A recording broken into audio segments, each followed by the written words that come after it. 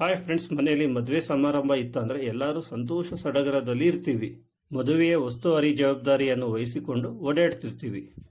ಆದರೂ ಎಲ್ಲದೂ ಸಮಯದಲ್ಲೇ ಆಗಬೇಕು, ಬಂದ ನೆಂಟರನ್ನೆಲ್ಲ ಚೆನ್ನಾಗಿ ನೋಡಬೇಕು ಅಂತ ಒಂದು ಟೆನ್ಷನ್ ಇರುತ್ತೆ. ಆ ಟೆನ್ಷನ್ನೇ ಬಂಡವಾಳ ಮಾಡಿಕೊಂಡು ಯಾರಿಗೂ ಗೊತ್ತಿಲ್ಲದ ಸಮಯದಲ್ಲಿ ಒಡವೆ ಆಭರಣಗಳನ್ನು ದೋಚುವ ಒಂದು ಗ್ಯಾಂಗ್ ಇರುತ್ತೆ. ಅಂಥದ್ದೊಂದು ಗ್ಯಾಂಗ್ ಮತ್ತು ಅವರು ದೋಚುವ ರೀತಿಯನ್ನು ಬನ್ನಿ ಈ ಪ್ರಕರಣದಲ್ಲಿ ತಿಳಿಯೋಣ. ಮಾರ್ಚ್ 6, 2024ರಂದು ಧಾರವಾಡದ ಓಷಿಯನ್ ರೆಸಾರ್ಟ್ನಲ್ಲಿ ಅರುಣ್ ಕುಮಾರ್ ಅವರ ಮಗಳ ಮದುವೆ ನಡೀತಿರತ್ತೆ. ಅಂದು ಎಲ್ಲರೂ ಮದುವೆಯ ಬ್ಯುಸಿಯಾದ ಸಂದರ್ಭದಲ್ಲಿ ಒಬ್ಬ ಹುಡುಗ ಟಿಪ್ ಟಾಪ್ ಆಗಿ ಡ್ರೆಸ್ ಮಾಡಿಕೊಂಡು ಒಂದು ಬ್ಯಾಗ್ ಸಮೇತ ಹೊರಗಡೆ ಹೋಗ್ತಾನೆ. ಯಾರಿಗೂ ಗೊತ್ತಾಗದ ರೀತಿ ಅಲ್ಲೇ ಕಾಯುತ್ತಿದ್ದ ಒಂದು ಕಾರಲ್ಲಿ ಆ ಬ್ಯಾಗ್ ಸಮೇತ ಪರಾರಿಯಾಗ್ತಾನೆ.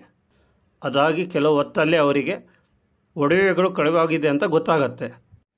ಆಗ ಧಾರವಾಡ ಜಿಲ್ಲೆಯ ವಿದ್ಯಾಗಿರಿ ಪೊಲೀಸ್ ಸ್ಟೇಷನಲ್ಲಿ ಕಂಪ್ಲೇಂಟ್ ರಿಜಿಸ್ಟರ್ ಮಾಡ್ತಾರೆ. ತಕ್ಷಣ ಇನ್ವೆಸ್ಟಿಗೇಟ್ ಶುರು ಮಾಡಿದ ಪೊಲೀಸರು ಮೊದಲು CCTV ಫುಟೇಜ್ ನೋಡ್ತಾರೆ. ಆಗ ಟಿಪ್ ಟಾಪ್ ಆಗಿ 15 ವರ್ಷದ ಹುಡುಗ ಒಂದು ಬ್ಯಾಗ್ ತೊಗೊಂಡು ಹೊರಗಡೆ ಹೋಗೋದು ಕಾಣುತ್ತೆ.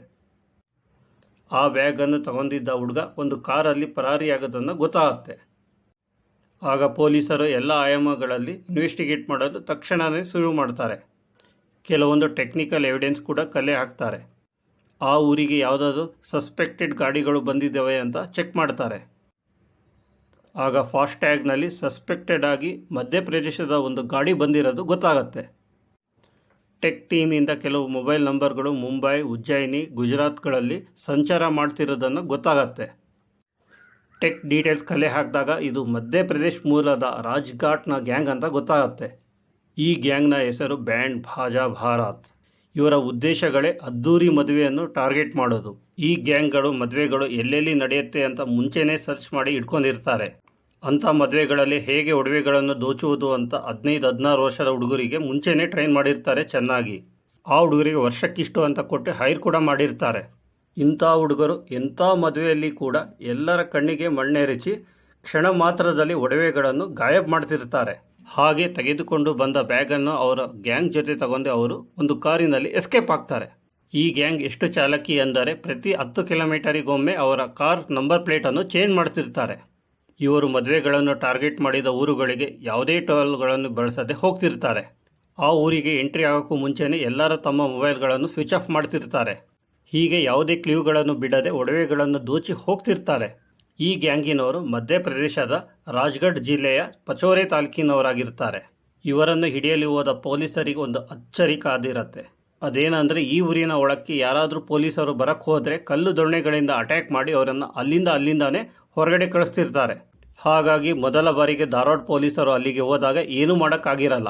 ಆಗ ಲೋಕಲ್ ಪೊಲೀಸರ ಜೊತೆ ಸೇರಿ ಧಾರವಾಡ ಪೊಲೀಸರು ಒಂದು ಸೂಪರ್ ಪ್ಲ್ಯಾನ್ ಮಾಡ್ತಾರೆ. ನಾವು ಆಂಧ್ರದಿಂದ ಬಂದಿದ್ದೀವಿ, ಒಂದು ಸಸ್ಪೆನ್ಸ್ ಫಿಲಮ್ ಶೂಟ್ ಮಾಡೋದಿದೆ. ಈ ಚಿತ್ರದ ನಾಯಕಿ ರವೀನಾ ಟಂಡನ್ ಅಂತ ಮಾರು ವೇಷದಲ್ಲಿ ಪೊಲೀಸರು ಬಂದಿರ್ತಾರೆ ಆ ಊರಿಗೆ. ಅಲ್ಲೇ ಕೆಲವು ದಿನಗಳು ಆ ಊರಲ್ಲಿದ್ದು ಆ ಗ್ಯಾಂಗ್ ರಿಲೇಟಿವ್ಗಳ ಜೊತೆ ಸಂಪರ್ಕ ಬೆಳೆಸ್ತಾರೆ.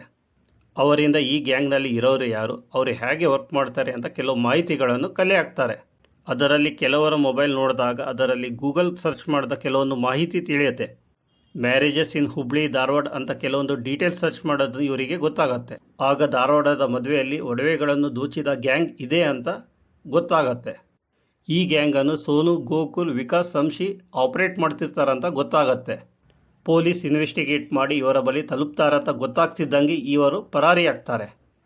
ಆದರೆ ಪೊಲೀಸರಿಗೆ ಒಡವೆಗಳನ್ನು ಕದ್ದ ಆ ಹುಡುಗ ಸಿಕ್ಕಾಕೊತಾನೆ. ಧಾರವಾಡದಲ್ಲಿ ಕದ್ದ ಎಲ್ಲ ಒಡವೆಗಳನ್ನು ಪೊಲೀಸರು ವಾಪಸ್ ತಗೊತಾರೆ ಮತ್ತು ಅವನಿಂದ ಈ ಗ್ಯಾಂಗ್ನ ಬಗ್ಗೆ ಎಲ್ಲ ಇನ್ಫಾರ್ಮೇಷನ್ ಪಡೀತಾರೆ.